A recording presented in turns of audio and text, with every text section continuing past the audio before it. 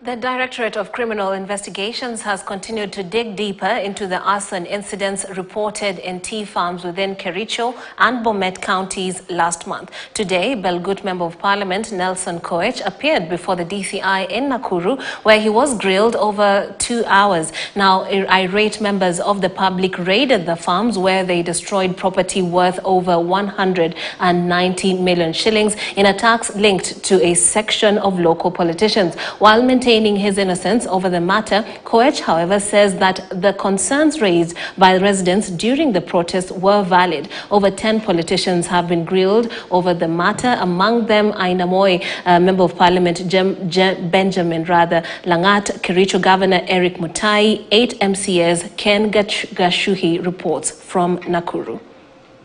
Nelson Koech arrived at the Rift Valley Regional DCI headquarters in Nakuru at 11 a.m.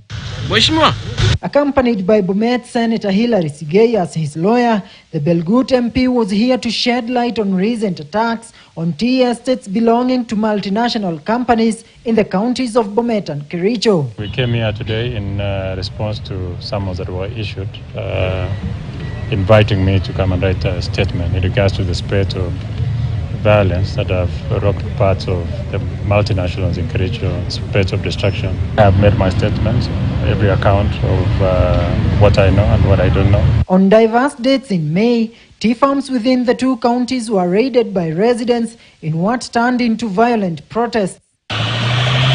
Tea plucking machines were burnt, structures brought down and tea nurseries destroyed. Koech says that the concerns raised by the angry residents were genuine but faulted the violent approach. The urge to de-escalate mechanization is an alive factor because of the face of unemployment in the country.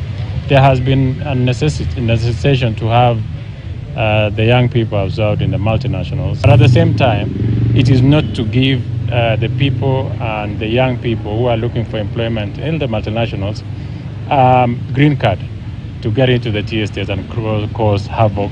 We have live petitions before Justice and Legal Affairs Committee of the Senate, which I chair, from, among others, the elders living in Kericho and Bomet and areas where they are claiming legitimate concerns. When Honorable Koech seeks for time, it is only to facilitate structured engagements so that we also protect the investors as well as the locals. The two leaders, just like others grilled last week, admitted that inflammatory statements by politicians and a section of elders terming the farms as ancestral lands were behind the unrests. Actually, that group of elders who are part of the team that are now inciting the locals are the representatives of the people. If they allowed us the opportunity, then we will engage better than every other group coming out to say they own part of the multinationals and in the process inciting the young people who look at the multinationals as their rightful farms. We are reaching out to ensure that we have proper investigations done so that we achieve a long-term solution,